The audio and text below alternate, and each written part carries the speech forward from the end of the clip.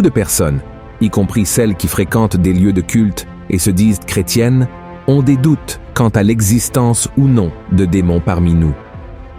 Pour beaucoup, Satan et ses démons sont des figures mystiques créées par l'imagination populaire uniquement pour susciter la peur et éviter que les gens commettent certaines actions qui ne sont pas approuvées par Dieu. Mais ce n'est pas ce que dit la Bible. Selon les Écritures, le diable est plus réel que ce que l'on pourrait imaginer. Et c'est Pierre, l'un des disciples les plus proches de Jésus, qui nous l'assure. Lui qui a vu de près ce que Satan peut faire dans la vie des gens ici sur terre. Lisons ce qu'il a écrit. « Soyez sobres, veillez. Votre adversaire, le diable, rôde comme un lion rugissant, cherchant qui il dévorera. Oui, frères et sœurs, Satan et ses démons existent et sont plus proches que nous pouvons l'imaginer. Mais ce sujet n'est pas souvent abordé parmi les chrétiens, peut-être parce qu'ils sont effrayants. Certaines personnes évitent le sujet, mais la vérité est que la Bible a beaucoup à dire sur ces créatures et sur le pouvoir qu'elles ont sur les gens. Et pour comprendre le pouvoir des démons, nous devons d'abord les connaître. Beaucoup de gens pensent qu'un démon est Satan lui-même, mais ce n'est pas vrai.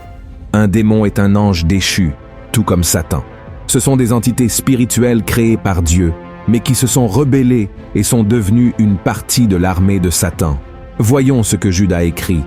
Qu'il a réservé pour le jugement du grand jour, enchaînés éternellement par les ténèbres, les anges qui n'ont pas gardé leur dignité, mais qui ont abandonné leur propre demeure. Dans ce passage, Jude fait référence aux anges qui se sont rebellés contre Dieu, c'est-à-dire aux démons. Ils sont accusés d'avoir abandonné le dessein pour lequel ils ont été créés. Environ un tiers d'entre eux a été expulsé du ciel aux côtés de Satan, qui a fait cela parce qu'il voulait avoir plus d'autorité que Dieu lui-même. Maintenant que nous savons qui sont les démons, découvrons leur pouvoir selon certains passages de la Bible. Mais avant de commencer, je tiens à vous demander de laisser un pouce levé, de vous abonner à ma chaîne et d'activer la cloche. Ainsi, vous recevrez les notifications de YouTube sur votre téléphone. Venez marcher avec moi tous les jours. Alors, allons-y. Premièrement, les démons peuvent entrer dans les animaux et les êtres humains. À la recherche de semer la peur, de provoquer des problèmes et de placer des pièges sur notre chemin pour nous renverser et nous éloigner de la présence de Dieu. Les démons peuvent également posséder les corps des êtres vivants. Dans Marc, chapitre 5, il y a un passage très clair à ce sujet. La Bible dit qu'après avoir chassé une légion de démons d'un homme, Jésus a permis à ces êtres d'entrer dans un troupeau de porcs qui se trouvait sur une colline près de cet endroit. Voyons ce qui est écrit. Et il lui demanda, « Quel est ton nom ?»« Légion est mon nom, lui répondit-il, car nous sommes plusieurs. » Et il le priait instamment de ne pas les envoyer hors du pays. Il y avait là, vers la montagne, un grand troupeau de pourceaux qui paissaient. Et les démons le prièrent, disant, « Envoie-nous dans ces pourceaux, afin que nous entrions en eux. » Il le leur permit, et les esprits impurs sortirent, entrèrent dans les pourceaux, et le troupeau se précipita des pentes escarpées dans la mer. Il y en avait environ 2000, et ils se noyèrent dans la mer. Regardez cela, frères et sœurs. Dans ce verset, vous pouvez voir que, par la permission de Dieu, les démons peuvent également entrer dans les animaux, en plus de pouvoir les contrôler. Et, en outre, les démons entrent dans les corps des personnes. Voyons ce que l'Évangile selon Luc raconte sur la situation de Marie-Madeleine, qui était possédée par 7 démons. Ensuite, Jésus allait de ville en ville et de village en village, prêchant et annonçant la bonne nouvelle du royaume de Dieu. Les 12 étaient avec de lui et quelques femmes qui avaient été guéries d'esprits malins et de maladies. Marie, dite de Magdala, de laquelle étaient sortis 7 démons. Tout comme cela s'est produit dans ces 2 situations, l'ennemi continue d'avoir ce pouvoir. C'est pourquoi nous ne pouvons pas le sous-estimer. Au contraire, nous devons nous attacher au Seigneur, car rien n'arrive sans sa permission. Amen. Deuxièmement, les démons peuvent provoquer des maladies mentales. En réalité, peu de gens le savent, mais les démons peuvent causer, parmi tant de mauvaises choses, des maladies mentales chez les personnes. Et l'un des exemples les plus connus de ce pouvoir maléfique est également raconté dans Marc, chapitre 5, dans l'histoire de l'homme possédé de Gadara. Voyons ce qui est écrit. Aussitôt que Jésus fut hors de la barque, il vint au-devant de lui, un homme, sortant des sépulcres et possédé d'un esprit impur. Cet homme avait sa demeure dans les sépulcres, et personne ne pouvait plus le lier, même avec une chaîne, car souvent il avait eu les fers aux pieds et avait été lié de chaînes, mais il avait rompu les chaînes et brisé les fers, et personne n'avait la force de le dompter. Il était sans cesse, nuit et jour, dans les sépulcres et sur les montagnes, criant et se meurtrissant avec des pierres.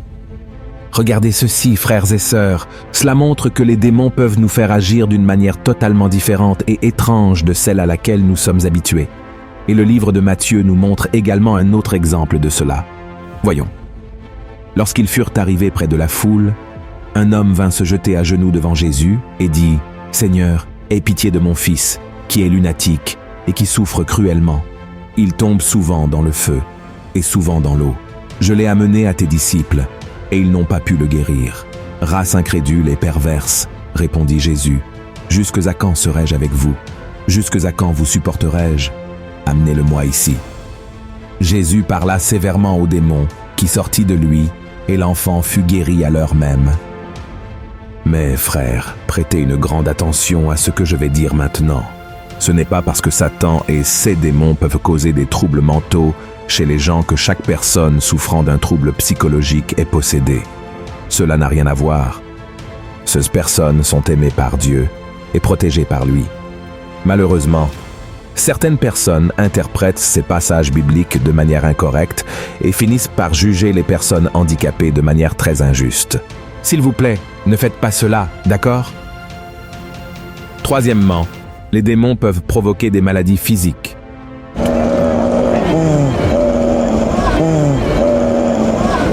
Tout comme les maladies psychologiques, les démons sont également capables de provoquer des maladies physiques chez l'être humain. Cela inclut le rendre muet, aveugle, sourd, entre autres. Voyons ce que dit la Bible dans Matthieu, chapitre 4. Comme il s'en allait, voici, on amena à Jésus un démoniaque muet. Le démon ayant été chassé, le muet parla. Et la foule étonnée disait « Jamais pareille chose ne s'est vue en Israël. » Maintenant, voyez ce qui est écrit dans Matthieu, chapitre 12. Alors on lui amena un démoniaque aveugle et muet, et il le guérit, de sorte que le muet parlait et voyait. Et la Bible relate également l'histoire d'une femme qui souffrait d'une déformation physique causée par un esprit malin. Voyons ce qui est écrit. Et voici, il y avait là une femme possédée d'un esprit qui la rendait infirme depuis 18 ans. Elle était courbée et ne pouvait pas du tout se redresser. Et immédiatement après, Luc a souligné que la femme souffrait à cause de Satan. Et cette femme, qui est une fille d'Abraham, et que Satan tenait liée depuis 18 ans, ne fallait-il pas la délivrer de cette chaîne le jour du sabbat? On peut comprendre, frères, comment les démons ont le pouvoir de nous humilier en nous causant des souffrances psychologiques presque physiques. Mais tout comme dans le cas des personnes ayant des troubles mentaux, nous ne pouvons pas dire que toute déficience physique est l'œuvre de l'ennemi. D'accord, souvenez-vous-en. Quatrièmement, les démons peuvent tromper les nations.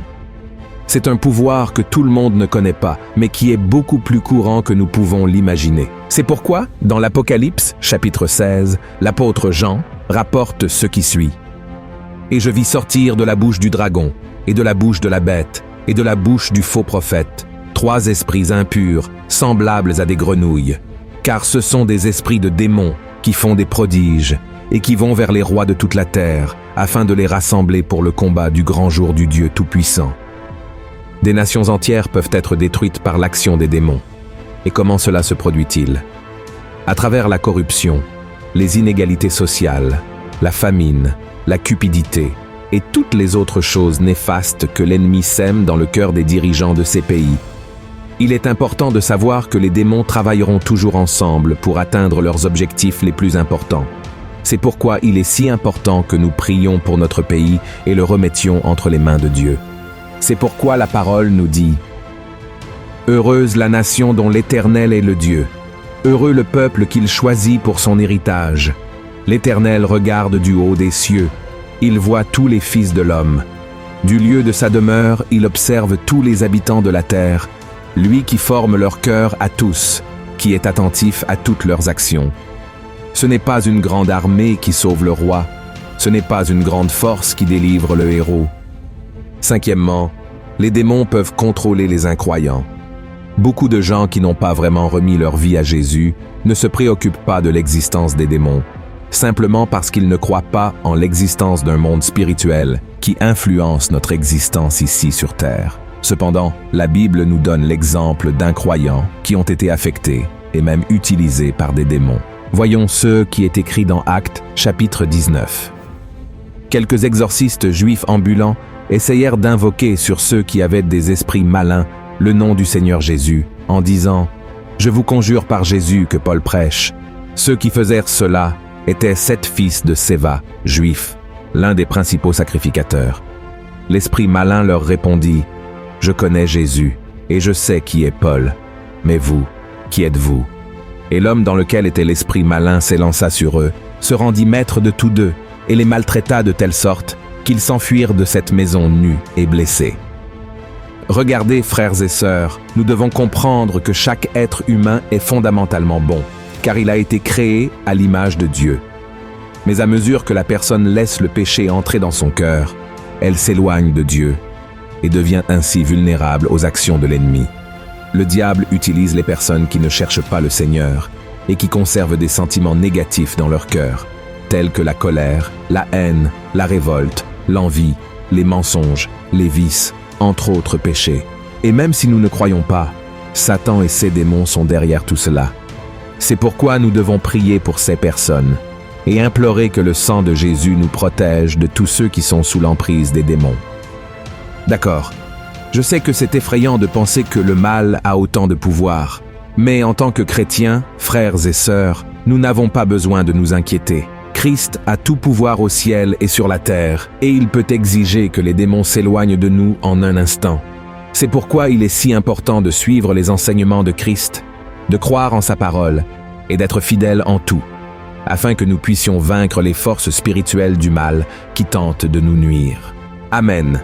Nous devons toujours être attentifs aux ruses de Satan et ne jamais sous-estimer son pouvoir, mais nous rappeler toujours qu'il n'est pas tout-puissant. Ce pouvoir appartient uniquement à Dieu. Et depuis que Jésus est venu dans le monde, le diable a tout fait pour le vaincre, le battre et l'empêcher d'accomplir la volonté de Dieu. Mais son plan a été contrecarré lorsque le Christ est mort pour nos péchés et est ressuscité. Alléluia. Alors, mes chers frères et sœurs, si nous sommes fermes avec le Christ, nous serons plus que vainqueurs. Amen. Si vous avez aimé ce message, partagez-le avec vos amis, votre famille et abonnez-vous à ma chaîne. Que Dieu vous bénisse.